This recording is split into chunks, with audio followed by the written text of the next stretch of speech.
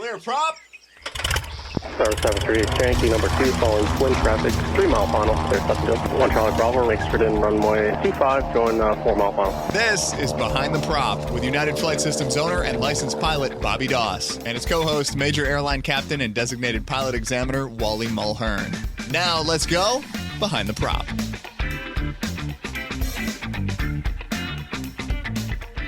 What's up, Wally? Hey, Bobby. How are you? I'm fantastic. This week we're going to talk about something that I'm sure some student pilots dread. I know it wasn't a favorite topic for me, and there's this question of practicality in the real world, but let's talk about compass errors this week. One of our listeners sent us a note and said, hey, can you do a show on compass errors? And we've discussed it a little bit, and we think we have a good show put together here for everybody. We're going to kind of break it down into a few parts. Talk a little bit about fundamentals, talk a little bit about how compass errors might present themselves on a written exam or potentially in your oral portion of your check ride, both for private and maybe instrument. And then we'll talk a little bit about how to take advantage of some things in the real world that'll make you a much better, safer pilot as it relates to some compass errors in the future. Wally, as a DPE, I'm sure you talk a lot more about compass errors than I do, and probably the average human being. You're a big fan of math as well. Tell us just first blush kind of what your thoughts are at a high level, without giving away everything in the show, where your head sits as it relates to compass errors. Well, the way I look at it is compass accuracies. Okay, so when is the compass not correct? When is it correct?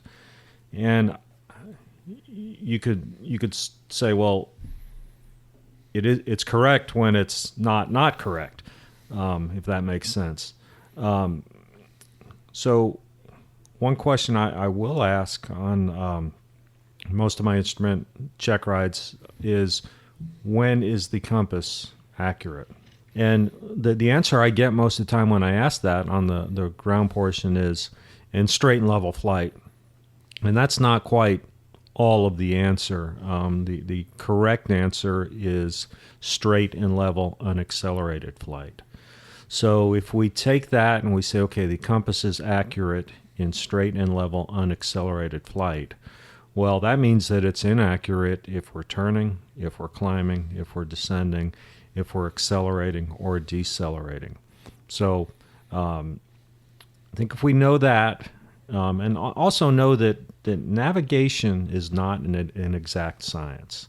If we're off a degree or so, I mean, we would like to be right on, but heck, how can you read a degree or two on a compass that might be bouncing around in the air? So again, just know that the compass is accurate in straight and level unaccelerated flight. Yeah, and I think part of this is the same thing with GPSs and the Magenta line, and we've all gotten a little comfortable in a digital age, and I've been very candid that I think navigation was one of my weaker spots when I was a private pilot, and don't think I really got to where I could navigate well until I was an instrument pilot. But the compass is a non-digital tool. Now there are digital options, and there are slaved options. And before we started recording, I talked about, I don't know that I've flown a plane without a slaved compass or heading to a compass, digital compass, in a long, long time. I don't know that I've fixed the heading indicator based on precession in a long, long, long time. And I think that makes me probably not a very good pilot in an older plane, right? If I jumped into one of my older aircraft, I might be heading in the wrong direction unless I looked at the compass and fixed my heading indicator. Yeah. We talked a little bit about a clock, the fundamental of a clock, and that ATC often will tell us to look for traffic at 1 o'clock, 2 o'clock, 3 o'clock. And then we both started challenging ourselves, and we're not really 1,000% sure our kids know how to read an analog clock. Right. So there are some fundamentals that we all need to understand. And we'll talk about a clock on another show or something, but think little hand and where it would be positioned.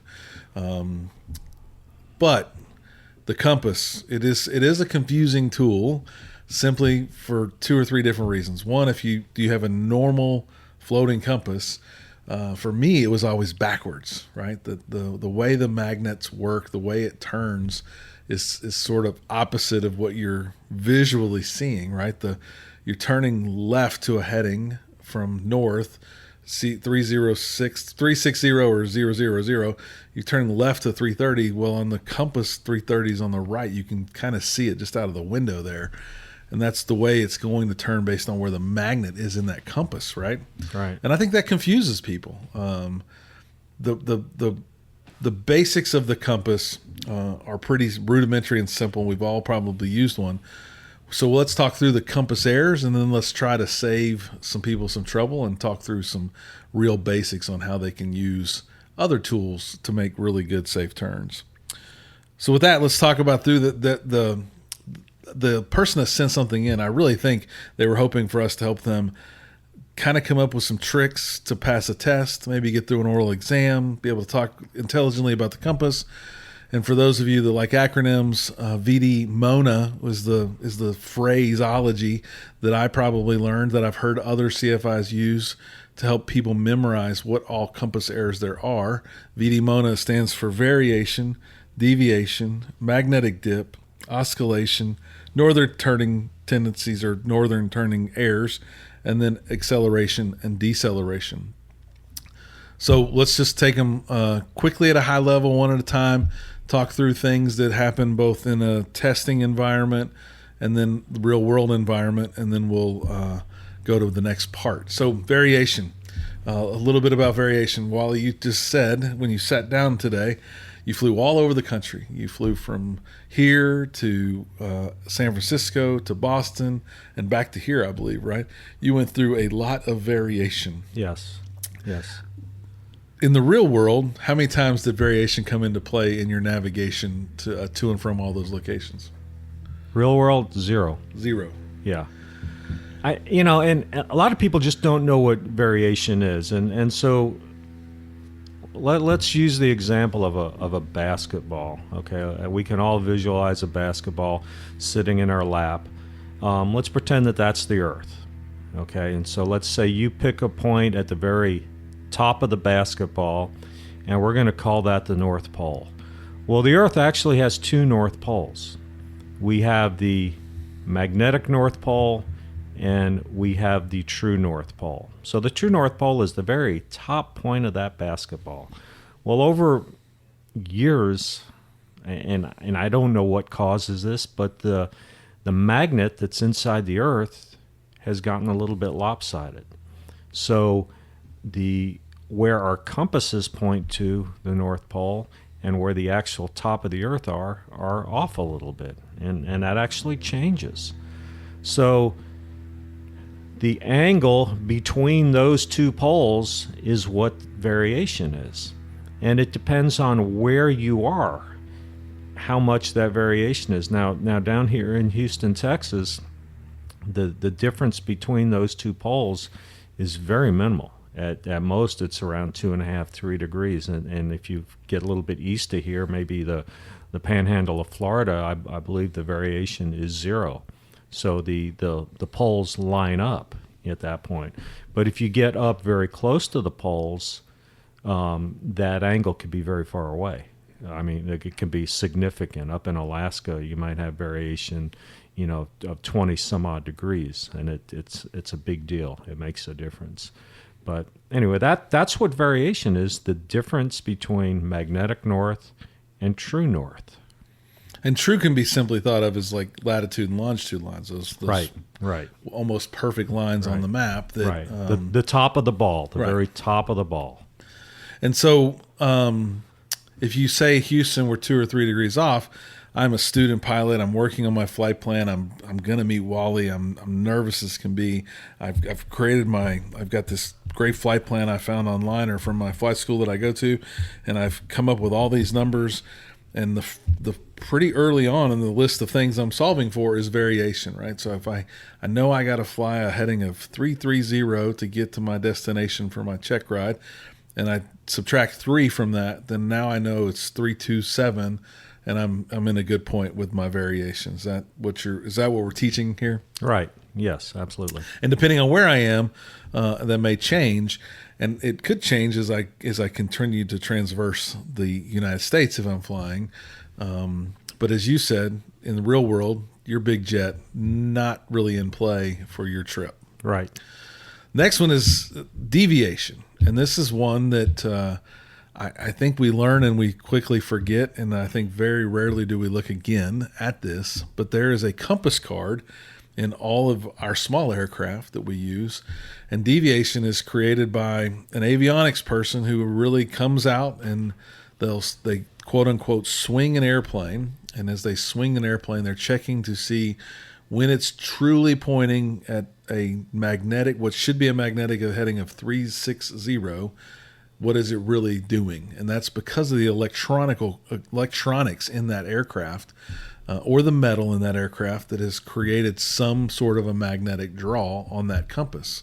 If you've probably given a lot of check rides, Wally. You ever put your iPad up on that cockpit, that sunscreen, and that compass swing 30 degrees? Yeah, all the time.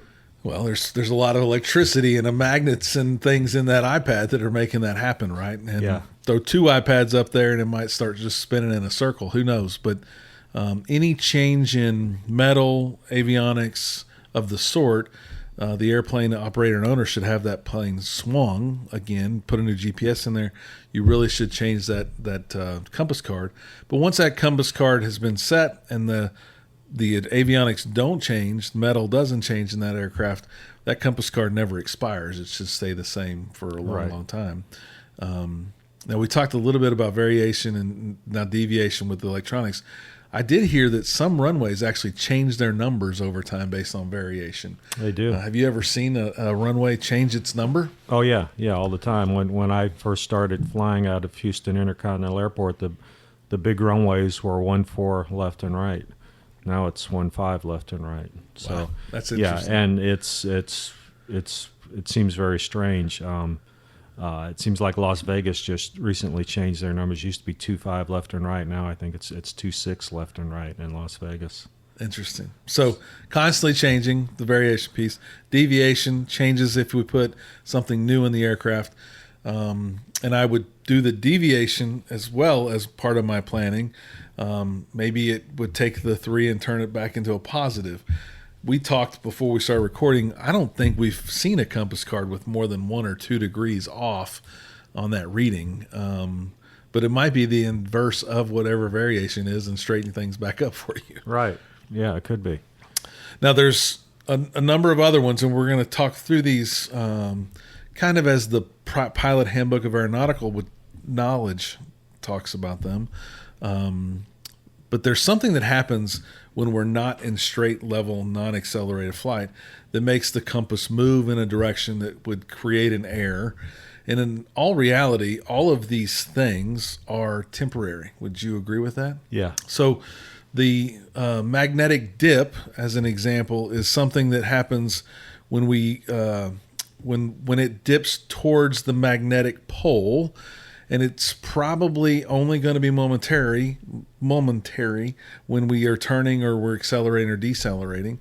And we want to know what we need to do to, on a check ride, you're going to want to know what you need to do to solve for some of these things that are happening. And there's 2 acronyms that I think everyone talks about as it relates to the turning errors and the acceleration errors, and that's UNOS and ANS. UNOS, which is undershoot north, overshoot south. And that's because we're going to be lagging a turn or we're going to be leading a turn. And I think the reality of all this, Wally, is people need to sit down and read this. They need to create some sort of a cheat sheet. They need to do something to help themselves get through a test. We could explain it the way we learned it, the way we know it, and it might not click for everybody that's listening. But I think the cheat sheet, coming up with a way to where you can sit in front of a computer and answer some questions. If you're heading on an easterly heading and you decide to accelerate, what's going to happen to the compass? And I think that the memory aids are what's going to be the kicker for students passing a test. Any tips and tricks that you would want someone to know in a check ride type setting, or that might help them get through a written exam, Wally, that you would pass along to the listeners? Well, I think ANDS is a good memory aid. It's ANDS, and what that stands for: accelerate north, decelerate south. So on an easterly or a westerly heading, if you accelerate, the compass is going to show a turn to the north. If you decelerate, it's going to show a turn to the south. Now, having said all that, how do we use that in practicality? Well, when I was doing a lot of instrument instruction a long time ago, again, the drum that I kept beating for my students was the only time that this is accurate is straight and level unaccelerated flight. So first of all, if we're on an easterly or a westerly heading and we accelerate, we've already told ourselves, because we're not unaccelerated anymore, we're accelerating, that compass is going to be inaccurate. So accept the fact that it's going to do some strange things. If we're on an easterly heading and we are speeding up and we're keeping the wings level, we should be maintaining that easterly heading.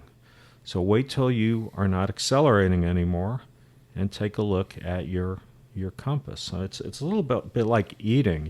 If I go and I want to eat some food, I order an omelet and I taste it and I feel like it needs salt.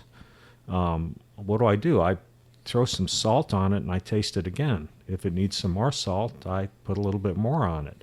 I'm not sitting here and calculating how many grains of salt I need to throw on that omelet. I'm using my taste buds to figure out, a little bit more. And the same way with flying. I mean, put it on the heading, let everything settle down, take a look at it. If it's not where you want it to be, add a little bit more salt to it. And we talked a little bit about this earlier. There are other compass types. The vertical card magnetic compass is one that kind of cleans up some of these errors or reduces some of the confusion.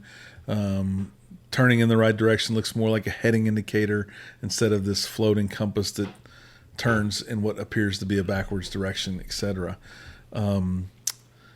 Many of us use tools, electronic flight bags, something of the sort, where we depend a lot on a moving map or a tool to calculate some of this stuff for us.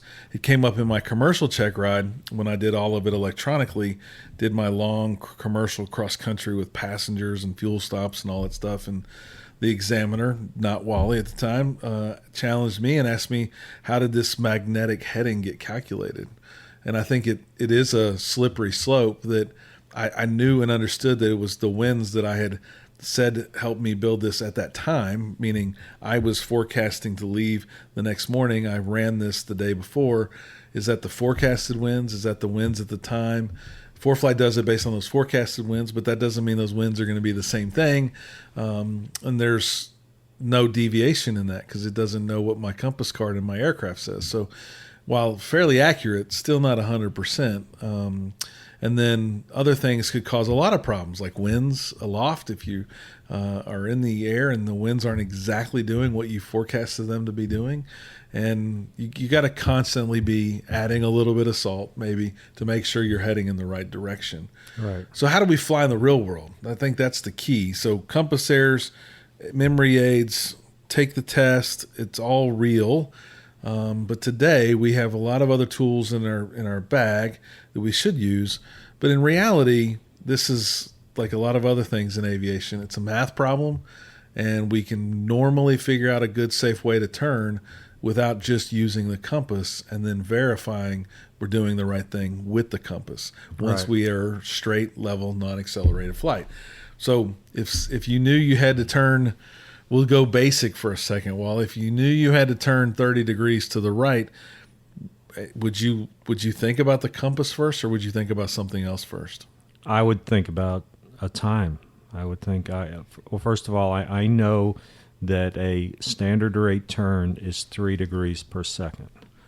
Okay, and if you ever forget that, if you're in an airplane with a 6-pack, look at your turn coordinator. Your electric turn coordinator, probably down on the bottom left, probably says 2 minute on there, 2 MIN.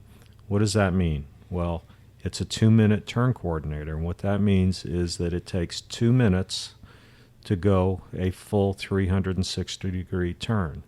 So if you take 360 degrees, 2 minutes is 120 seconds. 360 divided by 120 is 3 degrees per second.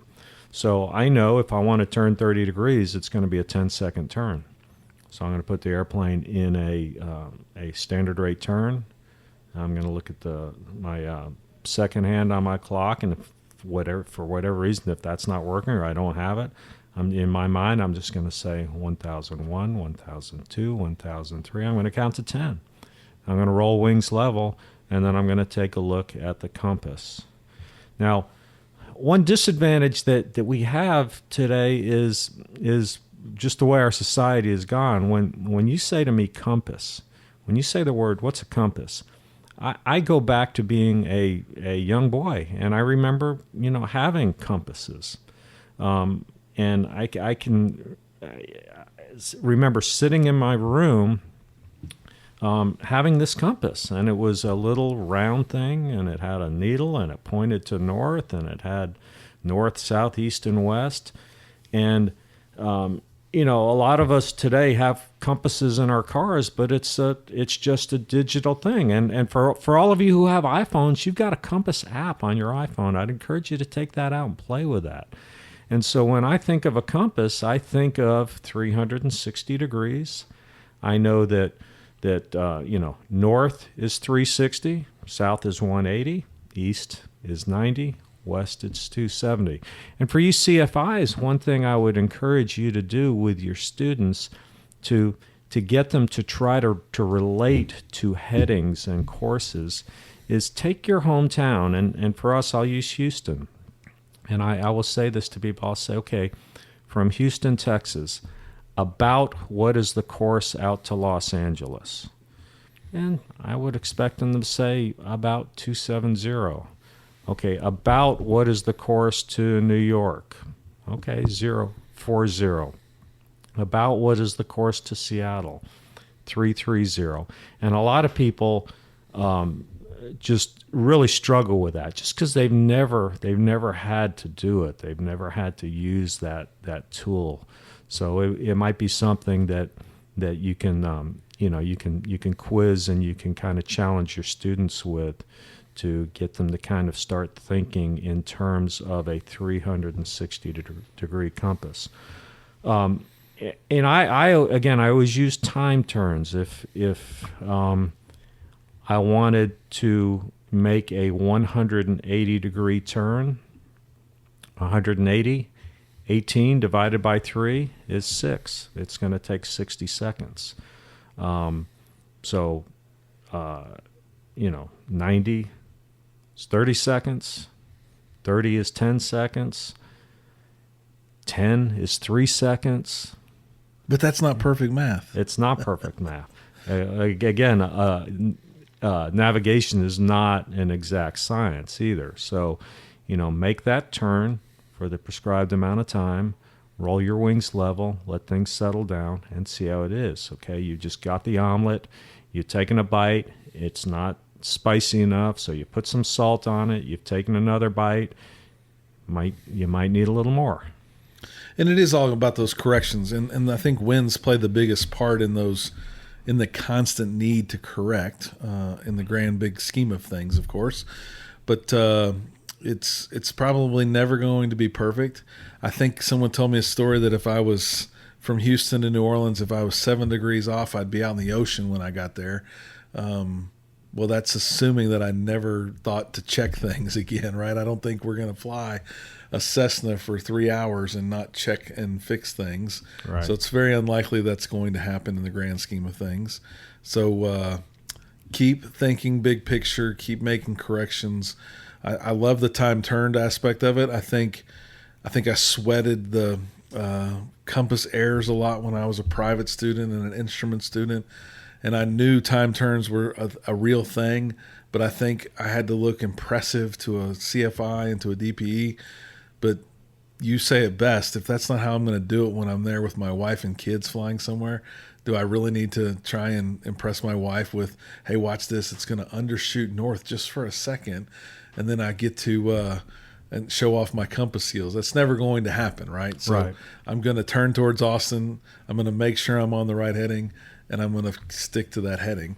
Yeah. And throughout that entire trip in the real world, even with an autopilot and a G1000 and all of the whiz-bang features I have, the heading's constantly changing. The autopilot knows how to keep me headed in the right direction. And what I do is I keep hitting that heading bug, because I want to know that if all that stuff fails, that I know the right heading to fly to get me to Austin, even if I lost all that whiz-bang equipment. Right. Because that's the last thing it knew. But I'm still going to have to make adjustments, right? Yeah. In the grand scheme of things, you might not share all the details, but how many minutes on a normal check ride do you think you spend on Compass Airs, assuming they know the answers to your questions? Not a whole lot of time. I mean, we do talk about it. It is important, but it's not something I'm going to dwell on. And again, the thing that I'm really looking for is to know when the compass is accurate. And I think if on the written exam, we're talking a grand total of maybe 3 or 4 questions tops on the private, probably 1 or 2 if you're lucky. But it's a piece of aviation, but it's not one that is going to consume all of your learning for sure. Yeah. And then the real world, once you learn it and you're able to navigate, I think you'll use other tools and other tricks to help you get the answers to a lot of these correction questions. But you still need to know that the compass is hopefully always going to be there for you, and that if you need to go north, that you put that in on that window and fly that direction. You're going to be in pretty good shape. Right. With that, as always, fly safe and stay behind the prop. Thanks for checking out the Behind the Prop podcast. Be sure to click subscribe and check us out online at BehindTheProp.com. Behind the Prop is recorded in Houston, Texas. Creator and host is Bobby Doss. Co-host is Wally Mulhern. The show is for entertainment purposes only and is not meant to replace actual flight instruction. Thanks for listening, and remember, fly safe.